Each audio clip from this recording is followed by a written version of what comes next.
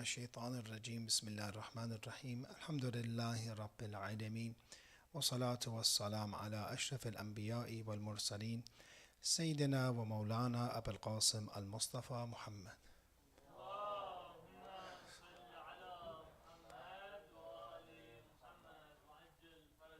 وعلى أهل بيت الطيبين الطاهرين ولعنة الله على أعدائهم إلى قيام يوم الدين. One of the issues that many of the youth struggle in, and many of those who come here from other places, is trying to fit into society and trying to fit in and do what everyone else is doing. And sometimes it is very hard to be the minority, especially when you're the minority of a minority. So we see celebrations, we see the holidays as you're experiencing right now. And many people want to fit in. Sometimes they're not even that religious, for example, but they want to have Christmas. I mentioned before, maybe some of you are not here right now, that there are two extremes when it comes to Christmas. Generally speaking, I always advise people in the families to make the Islamic celebrations or Islamic occasions a priority. That should be what is done. For example, we have Eid al-Fitr, Eid al-Adha, Eid al-Qadir, for example, Muharram, Ashura. And trying to just fit in and say, okay, now we're going to have Thanksgiving, now we're going to have Halloween, now we're going to have Christmas, for example. Even though I understand that Christmas is a little different because of the explanation I'll give, but generally we have this problem that we just want to fit in just to fit in. Like I'm like you, I want to do what you want to do.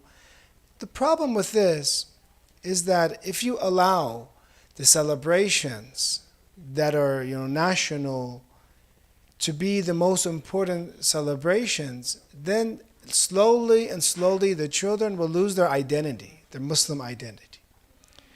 And slowly the Islamic celebrations will not be as important. And you're going to have a tough time.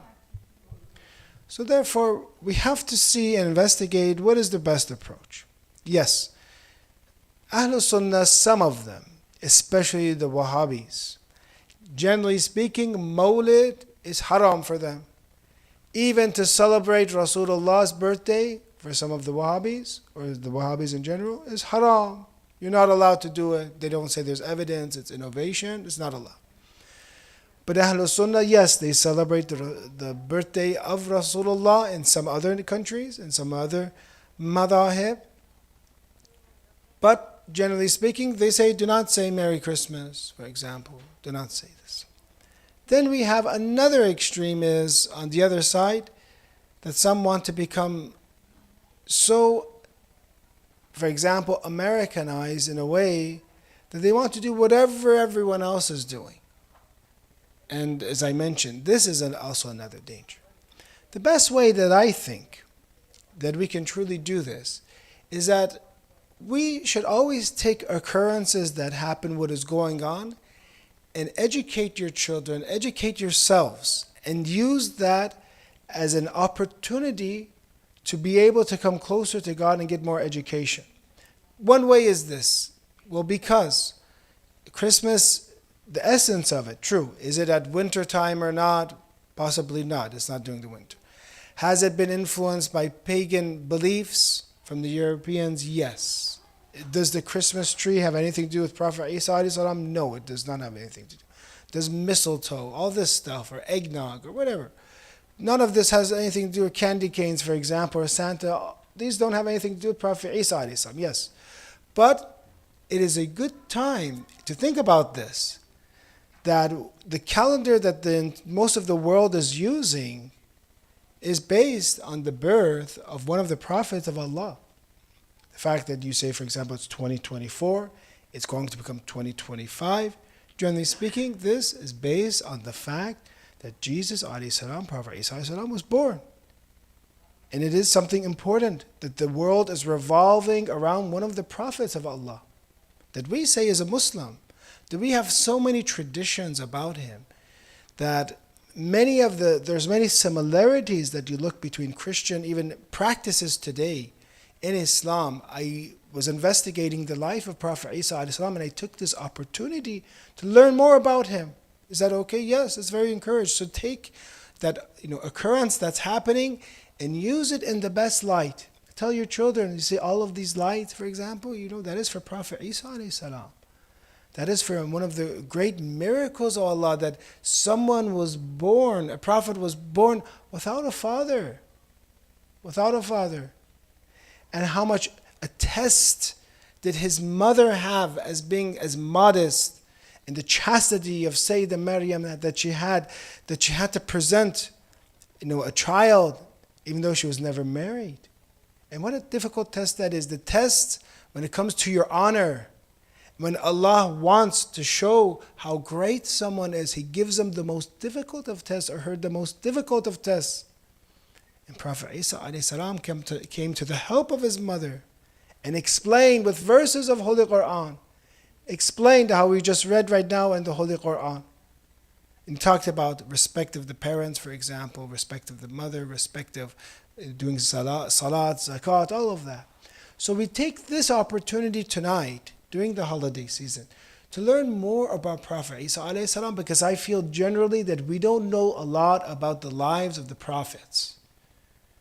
Sometimes you ask, even at the Imams we don't, but sometimes we know about the Imams, but then you ask them, how about which prophet was first? If he ask you right now, give me a list from the first prophet, you know the first, but then the second, third, fourth, organize these 20, 25, 26 prophets in the Holy Quran in order. Many people can't. So let's talk tonight, in this next maybe 25 minutes, about the life of Prophet Isa alayhi salam, one of the prophets of divine resolve, Ulul Azm prophets. Yes, his birth was a miracle. Yes, we share many beliefs that Americans today don't know. That we say that he walked on water. We have stories that in our books of hadith, that Prophet Isa alayhi salam walked on water, and he had a friend. And his companion was also walking on water, the story has. And he's wondering to himself, wow, I'm walking on water. Isa alayhi salam, Prophet of God, is walking on water. Maybe I have the same position as him. Look at me, I'm doing the same thing he is. Maybe I'm a prophet, maybe Allah loves me as much too. Right when he said that, he sank in the water. He sank in the water. And then Prophet Isa alayhi salam told him, the reason for this is because of you thought of this caused you arrogance. And Allah wanted to show you, for example, that this is not the way that when Allah gives you such a blessing that you become arrogant. That I think I'm as high as Prophet Isa alayhi salam. So yes, walking on water. What was the main time period of Prophet Isa? What was going on? According to some of the books, there is an epidemic. Now say we went through a pandemic ourselves, COVID-19. Some say it's called COVID-19 because you gained 19 pounds. Maybe that's why it's called 19, besides being 2019. But anyways, we lived through this, horrible, and people were dying. Really, I think in the US, maybe 1 million people probably died from COVID, if I remember right. It's so interesting how fast we forget these things. Imagine at that time, somebody had the cure. I don't know if you remember the first time those who were vaccinated, and they thought that the vaccine is going to do all this for them. But the first time you're vaccinated, how happy you were that, oh, it's over now. Maybe I'm finished with COVID. All that quarantine and leaving, now I'm done. Now Prophet Isa alayhi salam, during this epidemic, he begins to cure people. People are left and right dying and being sick. Then in the midst of this, Allah sends this noble prophet, and with a touch of them, gives them shafa. This is from our books. Share these stories when you go to Christian, you see your Christian friends or co-workers or friends, tell them these stories. That he lived in a time of an epidemic, and he would heal with a touch. Also, he would heal their soul. He would heal the body and heal the soul. He would tell them about faith, tell them about Tawheed of Allah when he healed them. So a lot of people began to believe in him. And he really loved the people. And this is one of his great attributes. He really loved the people. So at that time, some say thousands some days would come to his door, thousands, to get shafa, because his hand would cure. His hand would cure people. Not only this miracle, the miracle of raising the dead. Quran says about this miracle, the Holy Quran, that with the permission of Allah, Prophet Isa alayhi salam, someone that was dead gave him life. Now, not like in a way that maybe somebody is almost dying. People that were dead for thousands of years, the hadith has. Who did he give life to? Some say Shem. I believe in Arabic would be Sam, I think. The first son of Prophet Noah, right, if I'm correct. First son of Prophet Noah. How many thousands of years was he before, for example? And he raises him from the dead. 2 or 3 times he commands and he raises from the grave. Raises from the grave. And after that, he asks him now, because the people wanted to know, are you a prophet of God? And this is how people were. Some of them whose faith was weak. Why don't you take him and raise him? He said, okay, I'll raise him for you. I am a prophet of God. You challenge me, for example, I'll show you. I'll show you I'm a prophet. So now Shem is raised from the grave, and he's asked, he has a conversation with him in hadith and asks him that, do you want to remain alive or do you want to be dead? Do you want to go back in the grave? He says, I want to go back in the grave, because the pain of death was so severe. It hurt, he said, in my abdomen area, the stomach area was so severe that I don't want to be alive again to have such a harsh death. So painful. It's in the tradition. Sometimes we take these things so, relaxed when it comes to death, when it comes to the afterlife. We're so confident that Allah, you're going to give me the best of deaths. You're going to give me the best of the hereafter. I'm already guaranteed heaven. But when you hear these stories, what about the sakarat al-maut? The Quran talks about this intoxication of death. When the spirit goes to the hulqum, what do we call then? Where we have faith then? We have to take our deen serious. So this is the second. Third, for example, you see other stories of Prophet Isa alayhi salam, so other miracles, besides the fact that he was born without a father, the fact that he speaks in the crib while he's a baby, a child, a baby. He was given a hukm. Some say that he came back to his people at the age of 7. He came back to advise them at the age of 7. And he cured the sick. He gave life to those who were dead. And then after they turned on him and they decided to kill him, on the other miracles is that before this he informed them of information about their homes, the provision they have of their homes, knowledge of the unseen he gave, for example. He gathered together from clay and gave life with the permission of Allah. Imagine getting clay and a bird comes, giving life. All these miracles you see Prophet Isa do. Finally they came to get him, and Allah saved him, and today we believe that he is alive. And today we believe that one day he will come back. And it's very important to also know that we tell Christians this too, that we are anticipating him. We are waiting for him. That when you talk about Imam Mahdi, talk about Prophet Isa alayhi salam, they'll come together. I'm going to recite for you one of the interesting lines we have in our hadith from the Injil that we have from the tradition. Evangel. O Jesus, strive for my sake. This is a letter, an excerpt that we have in hadith to Isa alayhi salam from Allah. O Jesus, strive for my sake and never flag. Listen and obey. We're going to skip some areas. I created you without a father as a sign to all people. Allah says, I created you without a father as a sign to all people. So worship me alone. Trust in me alone. Hold fast to the book and explain it to the people in their language. Convey to all that I am the eternal God, who will never perish. Confirm from them the coming of my unlettered prophet. In this letter in the Injil, Tell them about Rasulullah, who will ride a camel, wear a woolen mantle, a turban and sandals. When he will speak to a person, he will turn to him fully. See, many people sometimes ask a question, walk with me here, walk with me there. No, Rasulullah would turn to someone fully and give him his undivided attention. When he will walk with the weighty dignity of a rock. This is from the Injil that we have. He shall marry many women, but have few progeny. Rasulullah, only one person was remaining after he passed away. Those that did tahqiq, they say he had a few sons. They died during his time. He only had one daughter.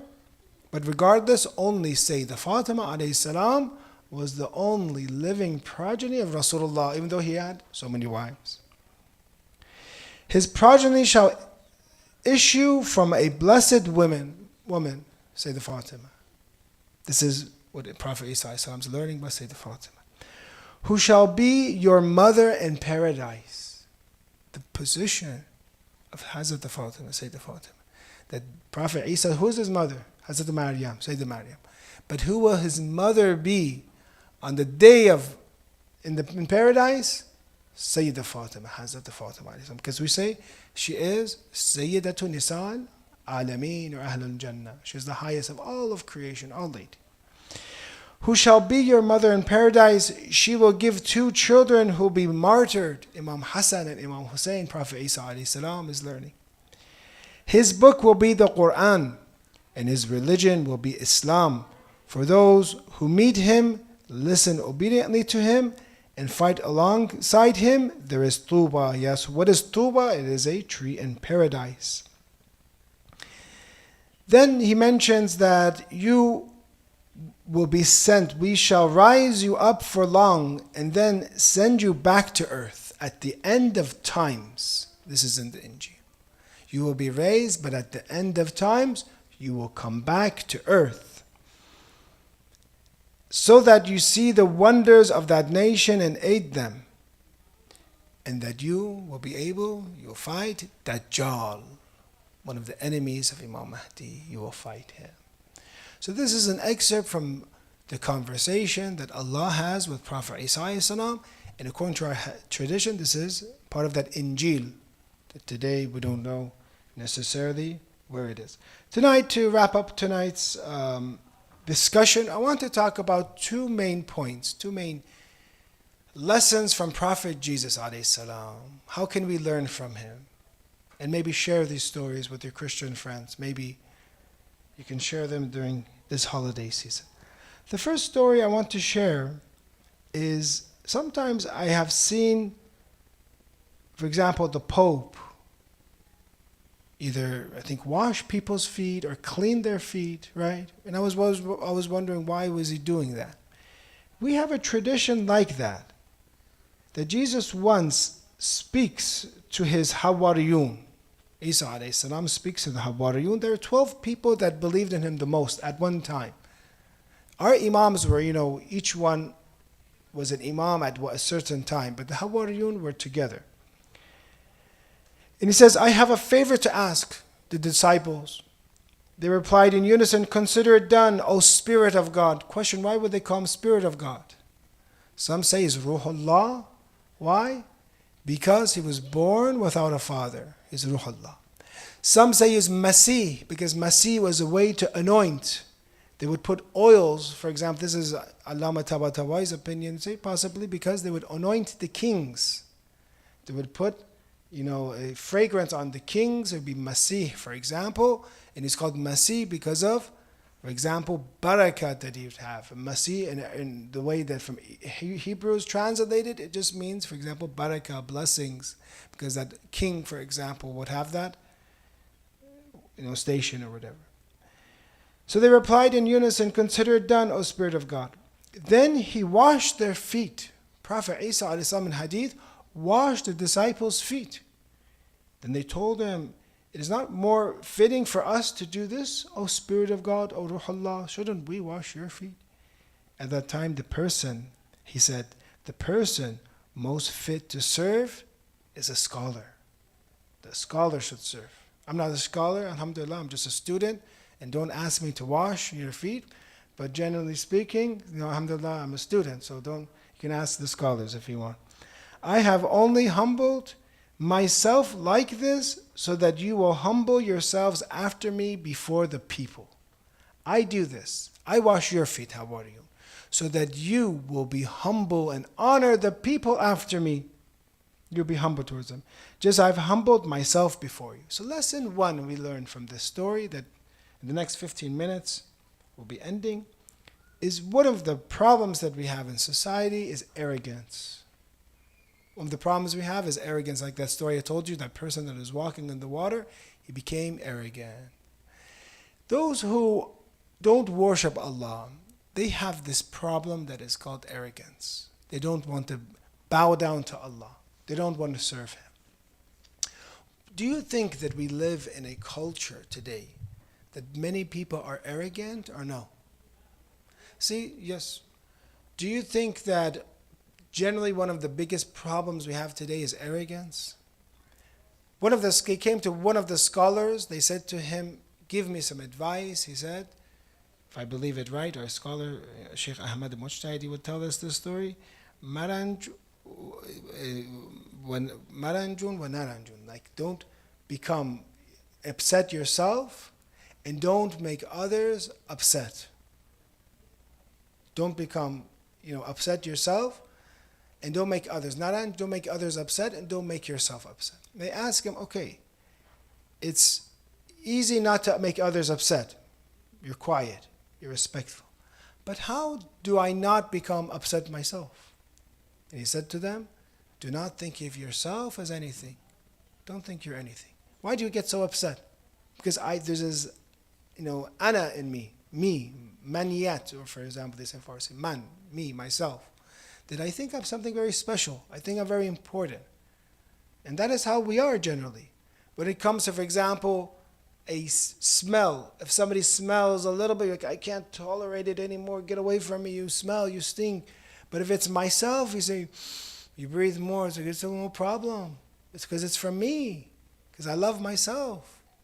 When you want to investigate someone's faults, and right now I say, find my faults, you would find thousands and thousands of faults that I have. So he said this in the speech, he said that, he walks like that, he does that, he wears his Abbas this way, his hat, for example, is this way, it's slanted today, that way it's slanted the other way, for example. Make sure it's, fixed. But then if I say to myself, let me now analyze myself, or you should analyze yourself. How many faults do you have? None. I'm perfect. None. My salat was good, I fasted, everything, I did very good. So when we come to analyze and do muhasabah of myself, so why is it I give the others such a difficult time, but I give myself such an easy muhasabah? Because myself, I have hope of thought. I love myself. And this is the problem, the way that shaitan gets to us. Especially who? The believers. He tells you one night you do Salatul Layl. You begin to cry. You read the Quran afterwards. You pray for everyone.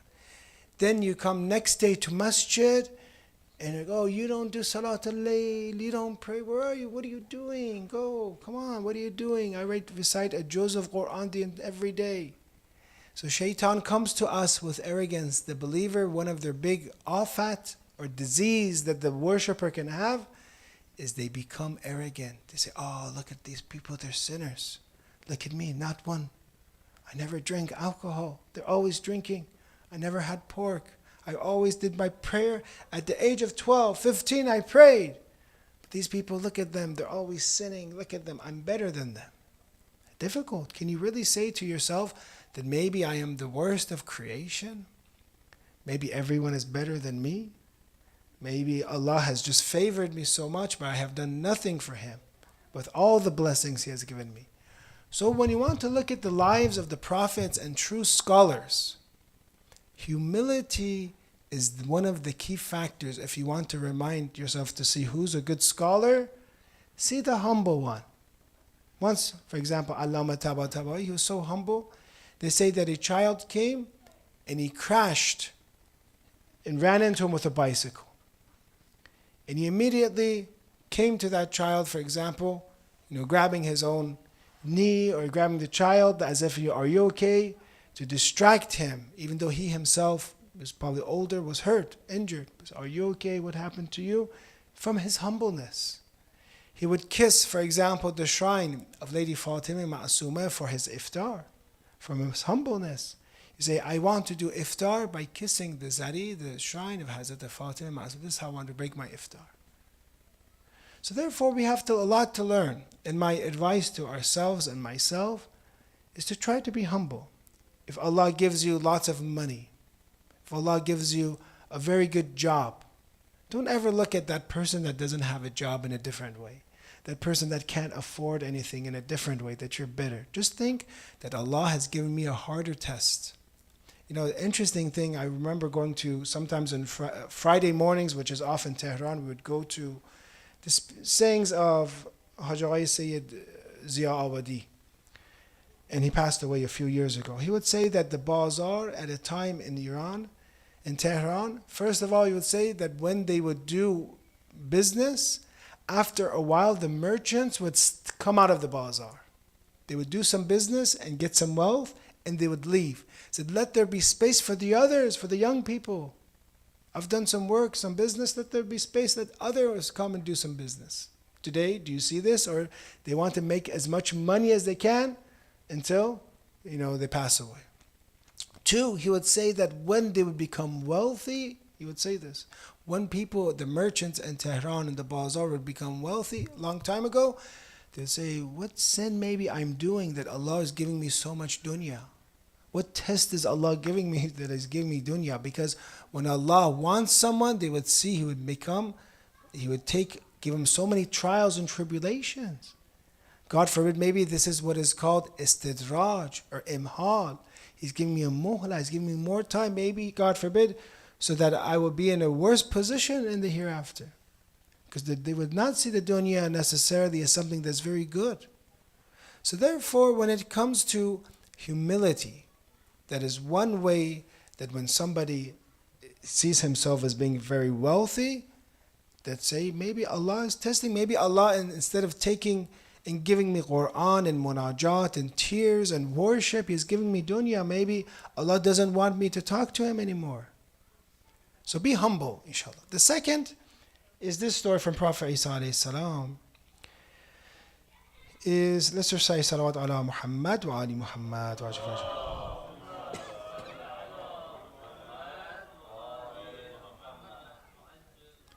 Let me finish the story.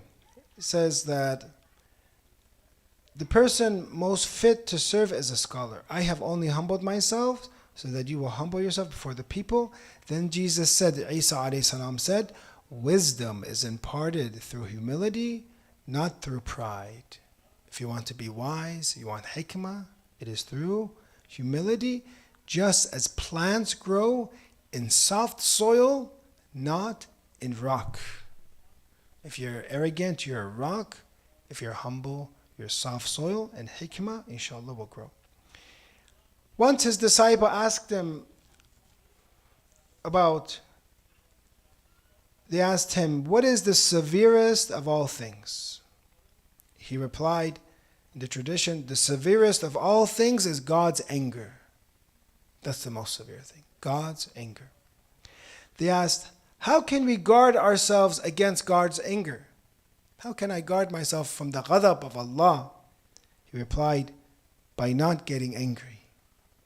By not getting angry. They asked, what is the root cause of anger? He replied, that you think yourself better than others. You feel the need to dominate them, and you look upon them with derision. You look with them with derision. So therefore, the second lesson that we want to leave, and we'll finish and wrap up tonight's discussion, is about anger. If we don't want Allah to be angry with you, don't be angry with the people. Allah has given us ghadab, anger in a positive way. There's positive anger. Anger that is for your religion. Anger that is for the oppressed. Very good. Makes you very strong. Makes you courageous. But sometimes you understand that ghadab and anger can also lead a person to disbelief, can make him do something that he never wanted to do so when they're angry. He can harm someone, say something, do something that when they cool down, they cool off, they say, what did I do? I wish I didn't do this. The sad thing is when in friendship, 10 years, 20 years, you can be good to somebody. One time you're mad at them, what do they remember? That one time you're mad at them. They don't remember the 20 years you were kind to them. That's how the world works. So we have to be very careful of ourselves. We have to be what is called being muhaddab, working on ourselves. That if we can, to each other in this community, that yes, sometimes we get angry, but hold that anger in. It's okay to be angry, but how you control that anger is more important. Your children look at you and says, I'm very angry right now. But what do? The tradition says, for example, go and change your position, for example. Go somewhere else. They have hadith, for example. Sometimes we have sit and, for example, go and get wudu. Put water on your face, for example. Get wudu. Go somewhere else. Change your location. This is very important for those who are thinking of getting married. One issue that you have to tackle for yourself is anger. Because your spouse, or for you, you might do something that will anger them. Or when you have children, the children get very close. They might almost drive you crazy. That is how children are. So you have to be patient with them. Work with them. Being patient, this is something that will cause Allah's anger not to come upon us. Inshallah, we can be the patient ones. We can be the humble ones. We can be those who can control our anger. Please recite salawat ala Muhammad wa ali Muhammad wa ajma'in.